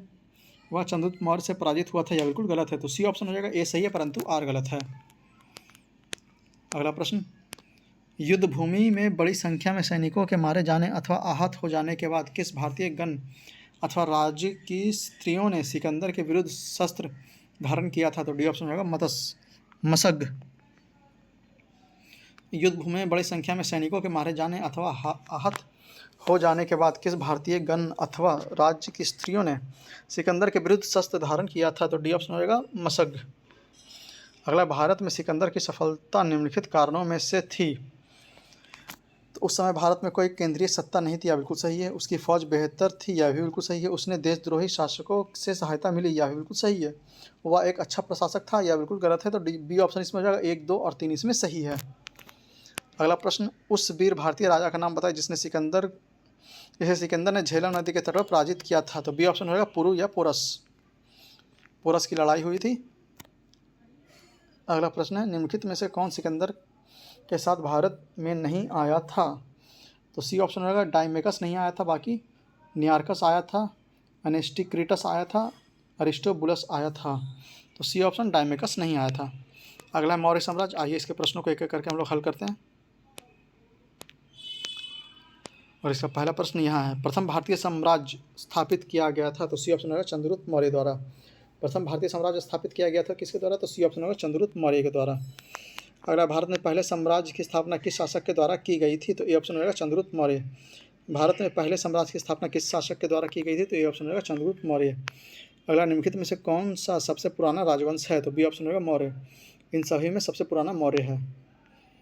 अगला प्रश्न है, जिस ग्रंथ में चंद्रगुप्त मौर्य का विराट रूप में वर्णन हुआ है वह है, सी ऑप्शन होगा विशाखदत्त। जिसके ग्रंथ में चंद्रगुप्त मौर्य की विशिष्ट रूप का वर्णन हुआ है वह है कौन सा? तो बी ऑप्शन होगा विशाखदत्त। यूनानी लेखक जस्टिन द्वारा किसने सैंड्रोकोटस कहा गया? तो ए ऑप्शन होगा चंद्रगुप्त मौर्य को। यूनानी लेखक जस्टिन द्वारा किसे सैंड्रोकोटस कहा गया? तो ए ऑप्शन होगा चंद्रगुप्त मौर्य। सैंड्रोकोटस से चंद्रगुप्त मौर्य की पहचान किसने की? तो ए ऑप्शन होगा विलियम जोन्स। सैंड्रोकोटस से चंद्रगुप्त मौर्य की पहचान किसने की? तो ए ऑप्शन होगा विलियम जोन्स। निम्न में से किसने सैंड्रोकोटस, चंद्रगुप्त मौर्य और सिकंदर महान की भेंट का उल्लेख किया? तो बी ऑप्शन होगा जस्टिन ने। निम्न में से किसने सैंड्रोकोटस या चंद्रगुप्त मौर्य और सिकंदर महान के भेंट का उल्लेख किया? तो बी ऑप्शन होगा जस्टिन। कौटिल्य प्रधानमंत्री थे? तो सी ऑप्शन होगा चंद्रगुप्त मौर्य के। कौटिल्य प्रधानमंत्री थे किसके? तो सी ऑप्शन होगा चंद्रगुप्त मौर्य के। अगला है चाणक्य अपने बचपन में किस नाम से जाने जाते थे? तो सी ऑप्शन होगा विष्णुगुप्त। चाणक्य अपने बचपन में किस नाम से जाने जाते थे? सी ऑप्शन होगा विष्णुगुप्त। अगला चाणक्य का अन्य नाम था? तो बी ऑप्शन होगा विष्णुगुप्त। चाणक्य का अन्य नाम क्या था? तो बी ऑप्शन होगा विष्णुगुप्त। कौटिल्य की पुस्तक अर्थशास्त्र किस भाषा पर आधारित है, किस विषय पर आधारित है? तो ई ऑप्शन होगा उपयुक्त में से कोई नहीं या उपयुक्त में से एक से अधिक। आप लोग इसे विवरण में नीचे पढ़ सकते हैं। अगला कौटिल्य का अर्थशास्त्र है एक, तो डी ऑप्शन होगा शासन के सिद्धांतों की पुस्तक। कौटिल्य का अर्थशास्त्र है क्या? तो डी ऑप्शन होगा शासन के सिद्धांतों की पुस्तक। निम्नलिखित में से राज्य के सप्तांक सिद्धांत के अनुसार राज्य का 7वां अंक कौन सा था? तो सी ऑप्शन होगा मित्र। निम्नलिखित में से राज्य के सप्तांक सिद्धांत के अनुसार राज्य का 7वां अंक कौन सा था? तो सी ऑप्शन होगा मित्र। अगला कौटिल्य के अर्थशास्त्र में किस पहलू पर प्रकाश डाला गया है? तो बी ऑप्शन होगा राजनीतिक नीतियाँ। कौटिल्य के अर्थशास्त्र में किस पहलू पर प्रकाश डाला गया है? तो बी ऑप्शन होगा राजनीतिक नीतियाँ। अगला कौटिल्य अर्थशास्त्र के अनुसार निम्नलिखित में से कौन सा कथन इसमें सही है? तो इसमें सही कथन देखना है कौन सा है। आइए पहला स्टेटमेंट देखते हैं। न्यायिक दंड के परिणाम स्वरूप कोई व्यक्ति दास हो सकता था, यह बिल्कुल सही है। स्त्री दास अपने मालिक के संसर्ग से पुत्र जनन पर कानूनी तौर पर मुक्त हो जाती थी, यह बिल्कुल सही है। तो इसका आंसर ए हो जाएगा। केवल 1 और 2 इसमें सही है, तीसरा स्टेटमेंट गलत है। ये तीसरा स्टेटमेंट देख लेते हैं। यदि स्त्री दास का मालिक उस स्त्री से पैदा हुआ पुत्र का पिता हो तो उस पुत्र को मालिक के पुत्र होने का कानूनी हक मिलता था, यह बिल्कुल गलत है। कानूनी हक नहीं मिलता था पुत्र को। अगला निम्नांकित में से किसकी तुलना मैकियावेली के प्रिंस से की जा सकती है? तो बी ऑप्शन है कौटिल्य के अर्थशास्त्र। निम्नलिखित में से किसकी तुलना मैकियावेली के प्रिंस से की जा सकती है? तो बी ऑप्शन है कौटिल्य के अर्थशास्त्र। अगला किसके शासनकाल में डेमेकस भारत आया था? तो बी ऑप्शन होगा बिंदुसार। किसके शासनकाल में डेमेकस भारत आया था? तो बी ऑप्शन होगा बिंदुसार। बिंदुसार के शासनकाल में अशोक ने अवंती महाजनपद जीतकर और मौर्य साम्राज्य में मिला लिया। इसका उल्लेख किस ग्रंथ में मिलता है? तो ए ऑप्शन होगा बुद्ध घोष की समंत पसादिका। बिंदुसार के शासनकाल में अशोक ने अवंती महाजनपद जीतकर मौर्य साम्राज्य में मिला लिया था, इसका उल्लेख किस ग्रंथ में मिलता है? तो ए ऑप्शन हो जाएगा बुद्ध घोष की समंत पाशादिका। अगला प्रश्न है कौटिल्य पाटलिपुत्रा में स्थित चंद्रगुप्त का महल मुख्यतः बना था? तो सी ऑप्शन होगा लकड़ी का। पाटलिपुत्रा में स्थित चंद्रगुप्त का महल मुख्यतः बना था किससे? तो सी ऑप्शन होगा लकड़ी का। किस प्राचीन नगर के अवशेष कुम्हरार स्थल से प्राप्त हुए हैं? तो बी ऑप्शन होगा पाटलिपुत्रा। किस प्राचीन नगर के अवशेष कुम्हरार से प्राप्त हुए हैं? तो बी ऑप्शन होगा पाटलिपुत्रा। बुलंदी बाग प्राचीन स्थल था? तो बी ऑप्शन होगा पाटलिपुत्रा का। बुलंदी बाग प्राचीन स्थल था किसका? तो बी ऑप्शन होगा पाटलिपुत्रा का। निम्न में से किस मौर्य राजा ने दक्कन की विजय प्राप्त की थी? तो बी ऑप्शन होगा चंद्रगुप्त। निम्नलिखित में से किस मौर्य राजा ने दक्कन की विजय प्राप्त की थी? तो बी ऑप्शन होगा चंद्रगुप्त। अगला प्रश्न है मालवा, गुजरात एवं महाराष्ट्र के किस शासक ने पहली बार जीता? तो डी ऑप्शन होगा चंद्रगुप्त मौर्य ने। मालवा, गुजरात एवं महाराष्ट्र किस शासक ने पहली बार जीता? तो डी ऑप्शन होगा चंद्रगुप्त मौर्य ने। अगला अभिलेख जिससे यह प्रमाणित होता है कि चंद्रगुप्त का प्रभाव पश्चिम भारत पर भी था? तो सी ऑप्शन होगा रोमन देही का जूनागढ़ अभिलेख। अभिलेख जिससे यह प्रमाण होता है कि चंद्रगुप्त का प्रभाव पश्चिम भारत पर भी था, तो सी ऑप्शन हो जाएगा रोमन देही का जूनागढ़ अभिलेख। अगला प्रश्न है गुजरात चंद्रगुप्त मौर्य के साम्राज्य में सम्मिलित था, यह प्रमाणित होता है? बी ऑप्शन होगा रोमन देही का जूनागढ़ शिलालेख। गुजरात चंद्रगुप्त मौर्य के साम्राज्य में सम्मिलित था, यह प्रमाणित होता है किससे? तो बी ऑप्शन होगा रुद्रदमन के जूनागढ़ शिला अभिलेख से। सेल्यूकस जिसको अलेक्जेंडर द्वारा सिंध एवं अफगानिस्तान का प्रशासक नियुक्त किया गया था, तो किस भारतीय राजा ने हराया था? तो डी ऑप्शन होगा चंद्रगुप्त ने। सेल्यूकस जिसको अलेक्जेंडर द्वारा सिंध एवं अफगानिस्तान का प्रशासक नियुक्त किया गया था को किस भारतीय राजा ने हराया था? तो डी ऑप्शन होगा चंद्रगुप्त ने। चंद्रगुप्त मौर्य ने सेल्यूकस को किस वर्ष में पराजित किया था? तो सी ऑप्शन होगा 305 ईसा पूर्व। चंद्रगुप्त मौर्य ने सेल्यूकस को किस वर्ष पराजित किया था? तो सी ऑप्शन होगा 305 ईसा पूर्व। दिए गए मानचित्र संबंधित है किससे? ये जो भारत का मानचित्र है यह चंद्रगुप्त मौर्य के शासन से होगा, अशोक से, उसके शासनकाल के अंतिम समय में। अच्छा, ये अशोक का था, उसके शासन के अंतिम समय में।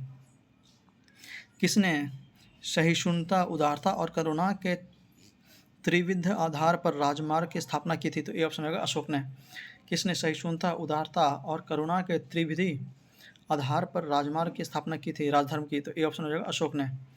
निम्न में से कौन सा क्षेत्र अशोक के साम्राज्य में सम्मिलित नहीं था? तो सी ऑप्शन हो जाएगा श्रीलंका, अफगानिस्तान, बिहार और कलिंग था। निम्नलिखित में से कौन सा क्षेत्र अशोक के साम्राज्य में सम्मिलित नहीं था? तो सी ऑप्शन होगा श्रीलंका। अशोक के निम्नलिखित अभिलेखों में से किसमें दक्षिण भारतीय राजाओं का उल्लेख हुआ है? तो बी ऑप्शन होगा द्वितीय मुख्य शिलालेख। अशोक के निम्नलिखित अभिलेखों में से किसमें दक्षिण भारतीय राजाओं का उल्लेख हुआ है? तो बी ऑप्शन होगा द्वितीय मुख्य शिलालेख।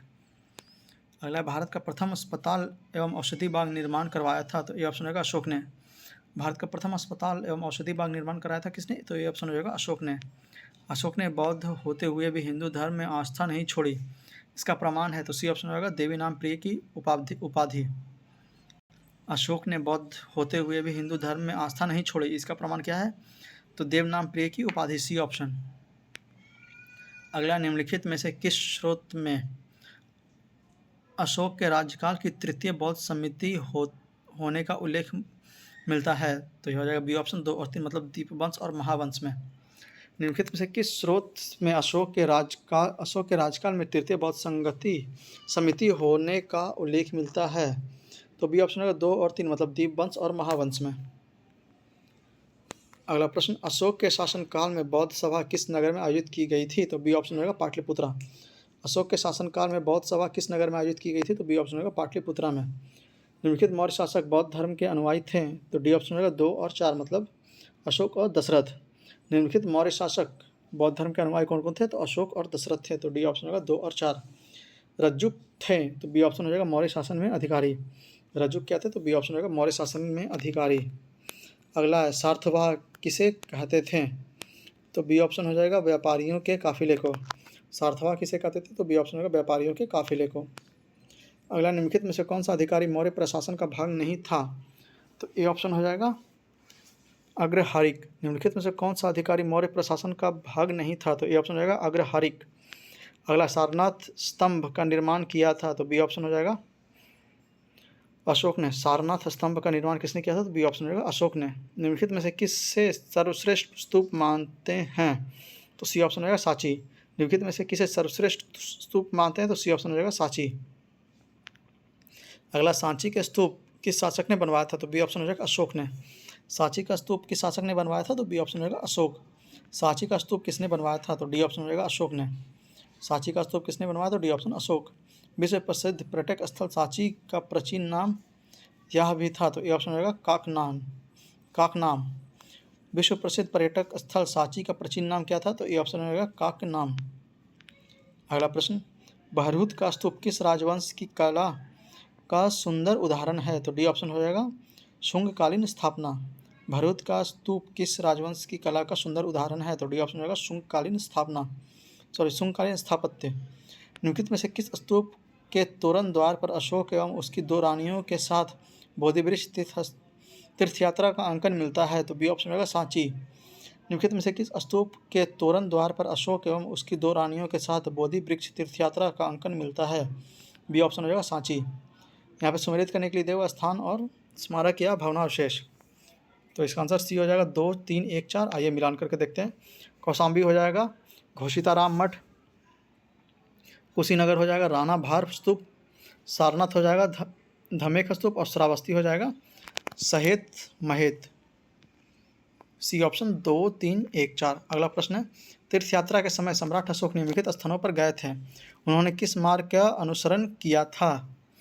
तो इसका मार्ग देखते हैं। पहले वो गए थे लुम्बिनी में, फिर कपिलवस्तु, फिर गया, फिर सारनाथ, फिर कुशीनगर, फिर श्रावस्ती। डी ऑप्शन होगा 4, 2, 1, 5, 3, 6। 4, 2, 1, 5, 3, 6। अगला प्रश्न, अशोक के शिलालेखों या इंस्क्रिप्शन में प्रयुक्त भाषा है? तो बी ऑप्शन होगा प्राकृत।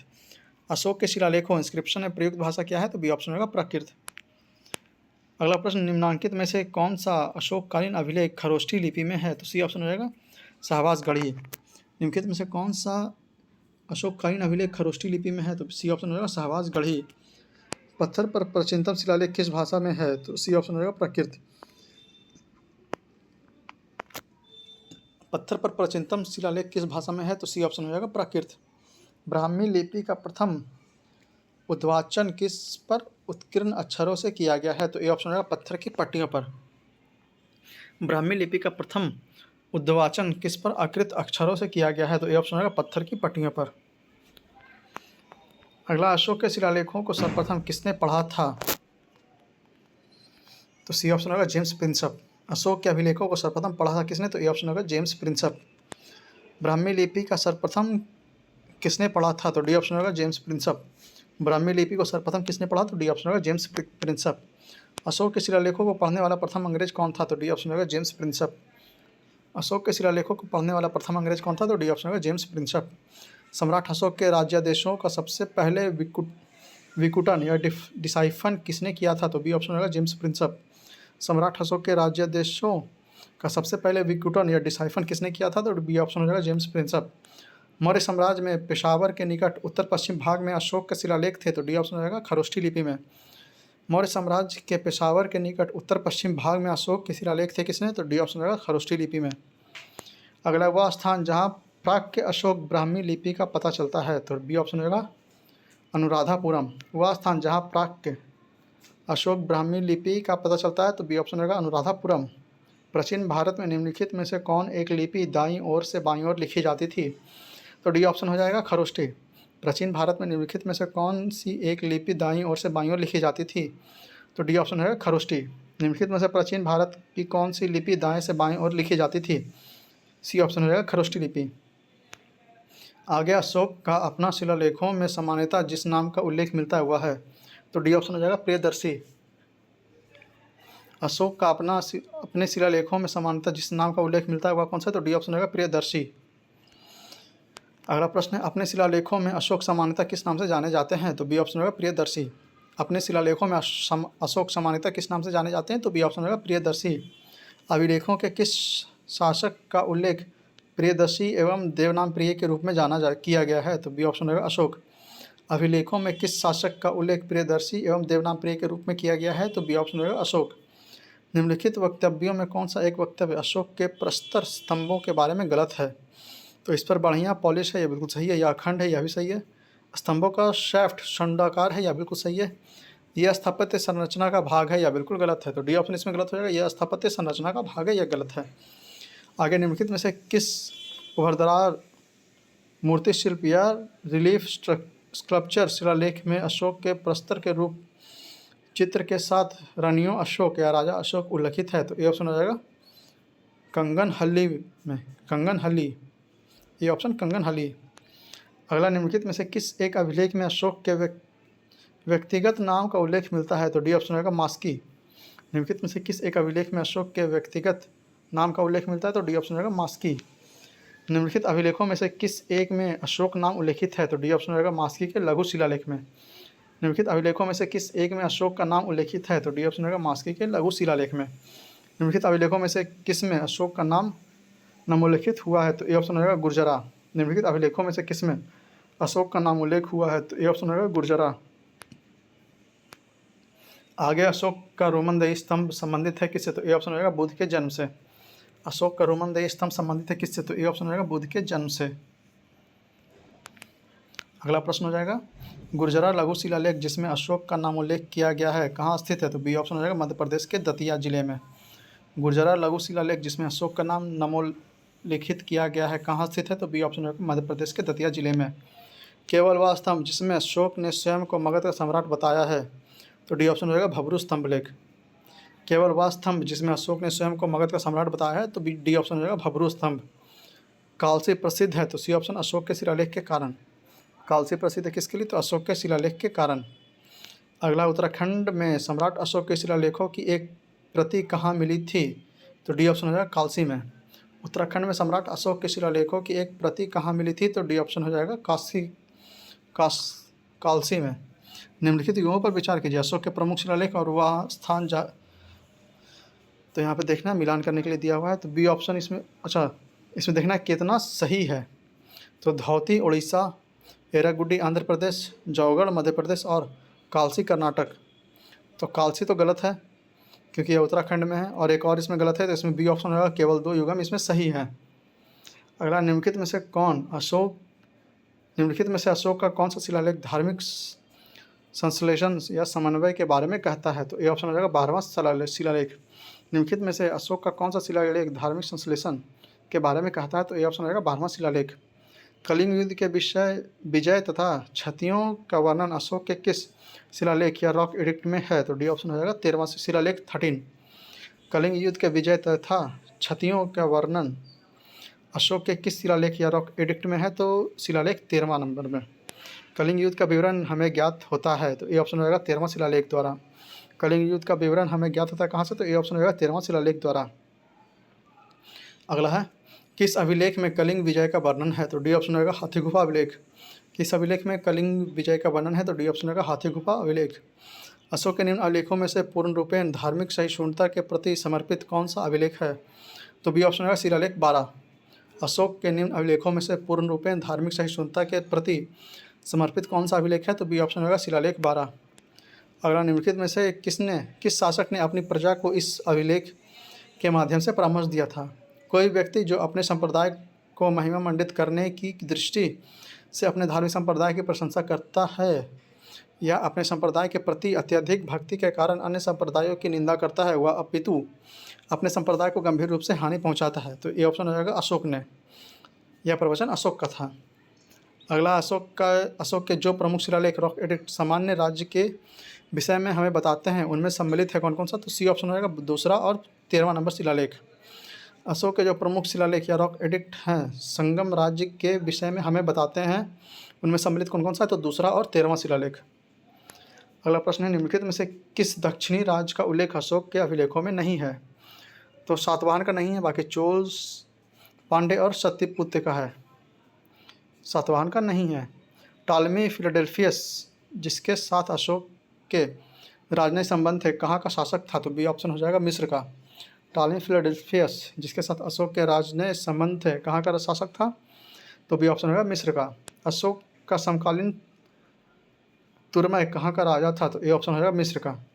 अशोक का समकालीन तुरमय कहाँ का राजा था? तो ए ऑप्शन हो जाएगा मिस्र का। निम्नलिखित में से किस राजवंश के शासकों के सुदूर देशों जैसे सीरिया और मिस्र के साथ राजकीय संबंध थे? तो सी ऑप्शन होगा मौर्य। निम्नलिखित में से किस राजवंश के शासकों के सुदूर देशों जैसे सीरिया और मिस्र के साथ राजकीय संबंध थे? तो सी ऑप्शन होगा मौर्य के। अगला, अशोक के धर्म का मूल संदेश क्या था? तो ये ऑप्शन होगा उपयुक्त में से कोई नहीं, या उपयुक्त में से एक से अधिक। आप लोग इसे विवरण बॉक्स में नीचे पढ़ सकते हैं। आगे, निम्न में से अशोक के किस अभिलेख में पारंपरिक अवसरों पर पशु बलि पर रोक लगाई? ऐसा लगता है कि यह पाबंदी पशुओं के वध पर थी। तो बी ऑप्शन होगा स्तंभ अभिलेख 5वां। निम्न में से अशोक के किस अभिलेख से पारंपरिक अवसरों पर पशु बलि पर रोक लगाई गई? ऐसा लगता है कि यह पाबंदी पशुओं के वध पर थी। तो बी ऑप्शन हो जाएगा स्तंभ अभिलेख 5। अगला प्रश्न है, निम्नलिखित प्राचीन भारतीय अभिलेखों में से कौन सा एक खाद्यान्न को देश में संकट काल में उपयोग हेतु सुरक्षित रखने के बारे में प्राचीनतम शाही आदेश है? तो ये ऑप्शन हो जाएगा सोहगौरा ताम्रपत्र। निम्नलिखित प्राचीन भारतीय अभिलेखों में से कौन सा एक खाद्यान्न को देश में संकट काल में उपयोग हेतु सुरक्षित रखने के बारे में प्राचीनतम शाही आदेश है? तो ये ऑप्शन हो जाएगा सोहगौरा ताम्रपत्र। अगला है, कथन कारण अशोक ने कलिंग को मौर्य साम्राज्य में जोड़ दिया था। यह बिल्कुल सही है। कलिंग दक्षिण भारत में को जाने वाली स्थलीय एवं समुद्री मार्गों को नियंत्रित करता था। यह भी बिल्कुल सही है। तो ए ऑप्शन हो जाएगा। ए और आर दोनों सही, और आर ए का सही स्पष्टीकरण करता है। अगला प्रश्न फिर से कथन कारण दिया हुआ है, मौर्यकालीन शासकों ने धार्मिक आधार पर भू अनुदान नहीं दिया। यह बिल्कुल सही है। भू अनुदान के विरुद्ध कृषकों ने विरोध किया। यह गलत है। तो सी ऑप्शन हो जाएगा ए सही है, परंतु आर गलत है। अगला, प्रसिद्ध यूनानी राजदूत मेगास्थनीज भारत में किसके दरबार में आया था? तो सी ऑप्शन हो जाएगा चंद्रगुप्त मौर्य। प्रसिद्ध यूनानी राजदूत मेगास्थनीज भारत में किसके दरबार में आया था? तो सी ऑप्शन हो जाएगा चंद्रगुप्त मौर्य। अगला, मेगास्थनीज दूत था। तो ए ऑप्शन हो जाएगा सेल्यूकस का। मेगास्थनीज दूत था किसका? तो सेल्यूकस का। किसके शासनकाल में मेगास्थनीज भारत आया था? तो सी ऑप्शन हो जाएगा चंद्रगुप्त मौर्य। किसके शासनकाल में मेगास्थनीज भारत आया था? तो सी ऑप्शन हो जाएगा चंद्रगुप्त मौर्य। अगला, मौर्य समय का 7 वर्गों में विभाजन का विशेष रूप से उल्लेखित किया गया है? तो डी ऑप्शन हो जाएगा मेगास्थनीज की पुस्तक इंडिका में। मौर्य समाज के 7 वर्गों में विभाजन का विशेष रूप से उल्लेख किया गया किसमें? तो डी ऑप्शन होगा मेगास्थनीज की पुस्तक इंडिका में। अगला, मेगास्थनीज ने भारतीय समाज को कितने श्रेणियों में विभाजित किया था? तो डी ऑप्शन होगा 7। मेगास्थनीज ने भारतीय समाज को कितने श्रेणियों में विभाजित किया था? तो डी ऑप्शन होगा 7। निम्नलिखित में से किस स्रोत में उल्लेखित है कि प्राचीन भारत में दास्तां नहीं थी? तो सी ऑप्शन होगा मेगास्थनीज की इंडिका। निम्नलिखित में से किस स्रोत में उल्लेखित है कि प्राचीन भारत में दास्तां नहीं थी? तो सी ऑप्शन हो जाएगा मेगास्थनीज की इंडिका। आगे है, मौर्य साम्राज्य का विभाजन 7 वर्गों में विशेष तौर पर उल्लेखित है? डी ऑप्शन होगा मेगास्थनीज की इंडिका में। मौर्य समाज का विभाजन 7 वर्गों में विशेष तौर पर उल्लेखित है कहाँ? तो डी ऑप्शन होगा मेगास्थनीज की इंडिका में।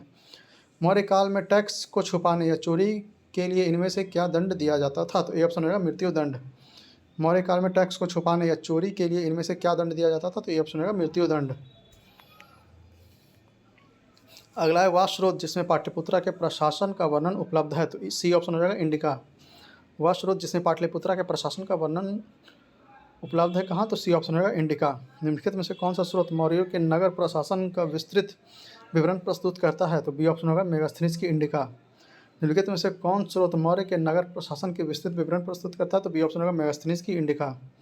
अगला, मेगास्थनीज की पुस्तक का नाम क्या है? तो डी ऑप्शन होगा इंडिका। इंडिका का मूल लेखक है बी ऑप्शन मेगास्थनीज। अगला, इंडिका के लेखक कौन थे? तो बी ऑप्शन होगा मेगास्थनीज। इंडिका के लेखक कौन थे? तो डी ऑप्शन होगा मेगास्थनीज। आगे, वर्तमान नगर पालिका प्रशासन का कौन सा कार्य मौर्य काल से जारी है? तो सी ऑप्शन होगा जन्म और मृत्यु का पंजीकरण। वर्तमान नगर पालिका प्रशासन का कौन सा कार्य मौर्य काल से जारी है? तो सी ऑप्शन होगा जन्म एवं मृत्यु का पंजीकरण। निम्नलिखित में से कौन सा प्रशासनिक संरचना आरोही क्रम में सही है? तो इसका आंसर स्टार मार्क दिया हुआ, आप लोग चाहें तो नीचे विवरण बॉक्स में से पूरा पढ़ सकते हैं। अगला, मौर्य नरेशों के बारे में निम्न में से कौन सा कथन सही है? उन्होंने विकास किया था। तो संस्कृति, कला व साहित्य का, सोने के सिक्के उन्होंने नहीं किया था, प्रांतीय विभाजन किया था और हिंदकुश तक साम्राज्य को फैलाया था। तो सी डी ऑप्शन हो जाएगा। ए, सी और डी इसमें सही है, बी नंबर इसमें गलत स्टेटमेंट हो जाएगा। अगला है, भाग एवं बलि थे? तो बी ऑप्शन हो जाएगा राजस्व के स्रोत। भाग एवं बलि क्या थे? तो बी ऑप्शन हो जाएगा राजस्व के स्रोत। अगला, मौर्य काल में भूमि कर जो कि राज्य की आय का मुख्य स्रोत था किस अधिकारी द्वारा एकत्रित किया जाता था? तो सी ऑप्शन हो जाएगा सीताध्यक्ष। मौर्य काल में भूमि कर जो कि राज्य की आय का मुख्य स्रोत था किस अधिकारी द्वारा एकत्रित किया जाता था? तो सी ऑप्शन हो जाएगा सीताध्यक्ष। मौर्य काल में सीता से तात्पर्य है? तो सी ऑप्शन राजकीय भूमि से प्राप्त आय। मौर्य काल में सीता से तात्पर्य क्या है? तो सी ऑप्शन हो जाएगा राजकीय भूमि से प्राप्त आय। अगला, मौर्य मंत्रिपरिषद में निम्न में से कौन राजस्व इकट्ठा करने से संबंधित था? तो ए ऑप्शन हो जाएगा समहर्ता।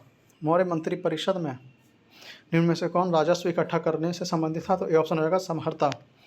निम्नलिखित में से कौन मौर्य युगीन अधिकारी तौल माप का प्रभारी था? तो ए ऑप्शन हो जाएगा पौतवाध्यक्ष। निम्नलिखित में से कौन मौर्यकालीन अधिकारी तौल माप का प्रभारी था? तो ए ऑप्शन हो जाएगा पौतवाध्यक्ष। मौर्य काल में एग्रोनोमाई अधिकारी निम्नलिखित में से किस क्षेत्र से संबंधित थे? तो सी ऑप्शन हो जाएगा मार्ग निर्माण। मौर्य काल में एग्रोनोमोई अधिकारी निम्नलिखित में से किस क्षेत्र से संबंधित थे? तो सी ऑप्शन हो जाएगा मार्ग निर्माण। अगला है, पंकोदक रोधे मौर्य प्रशासन द्वारा लिखे जाने वाले जुर्माना था? बी ऑप्शन हो जाएगा सड़क पर कीचड़ फैलाने पर। पंकोदक सन्निरोधे मौर्य प्रशासन द्वारा लिखे जाने वाले जुर्माना था किस चीज़ पे? तो बी ऑप्शन हो जाएगा सड़क पर कीचड़ फैलाने पर। अगला है, मिलान करने के लिए दिया अधिकारी दिया हुआ है और कार्य दिया हुआ है। आइए मिलान कर लेते हैं। तो तलार हो जाएगा रात्रि सुरक्षा कर्मियों की अधिकारी।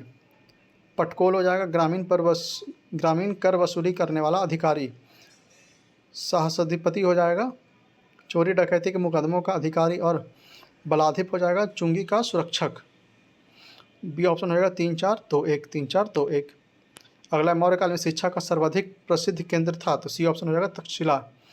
मौर्य काल में शिक्षा का सर्वाधिक प्रसिद्ध केंद्र कौन सा था? तो सी ऑप्शन हो जाएगा तक्षशिला।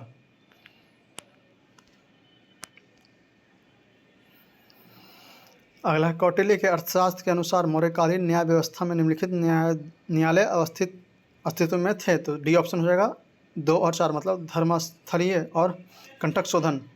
धर्मस्थलीय और कंटक शोधन मौर्यकाल के दौरान न्याय व्यवस्था थी। अगला, भारत के सांस्कृतिक इतिहास के संदर्भ में इतिवृत्तों राजवंशीय इतिहासों और वीरगाथाओं को कंठस्थ रख करना निम्नलिखित में से किसका व्यवसाय था? तो डी ऑप्शन हो जाएगा मागध का। भारत के सांस्कृतिक इतिहास के संदर्भ में इतिवृत्तों, राजवंशीय इतिहासों तथा वीरगाथाओं को कंठस्थ करना निम्नलिखित में से किसका व्यवसाय था? तो डी ऑप्शन हो जाएगा मगध का। अगला, गांवों के शासक को स्वायत्त शासी पंचायतों के माध्यम से संचालित करने की व्यवस्था का सूत्रपात किसने किया था? तो बी ऑप्शन हो जाएगा द्रविड़ों ने। गांव के शासन में स्वायत्त शासी पंचायत के माध्यम से संचालित करने की व्यवस्था का मूल सूत्रपात किसने किया था? तो बी ऑप्शन हो जाएगा द्रविड़ों ने। अगला है 121वां नंबर प्रश्न, इसे हम लोग अगले वीडियो लेक्चर में करेंगे। या वीडियो लेक्चर को यहीं पे समाप्त करते हैं क्योंकि यह काफ़ी लंबा होते जा रहा है। तो बाकी के बचे हुए क्वेश्चन मौर्य काल से हम लोग अगले वीडियो लेक्चर में करेंगे और इसी तरह से कंटिन्यू रहेगा, फिर मौर्योत्तर काल, फिर आगे इसी तरह से चलते रहेगा। तो आपसे बस ये अनुरोध है कि अगर आप लोग नए हैं और अभी तक हमारे चैनल को सब्सक्राइब नहीं किया तो प्लीज़ प्लीज़ प्लीज़ इसे सब्सक्राइब करके हमें सपोर्ट करें, और जब भी हम लोग नया कंटेंट डालें तो आप लोग इसे जरूर से जरूर देखें ताकि एग्जाम में आपका रिवीजन अच्छे से हो सके और आप लोग एग्जाम में अच्छा परफॉर्म कर सकें। तो मिलते हैं आपसे अगले वीडियो लेक्चर में, जिसमें हम लोग इसके आगे का सीरीज कंटिन्यू रखेंगे। इस वीडियो को यहीं पर समाप्त करते हैं, तब तक के लिए धन्यवाद।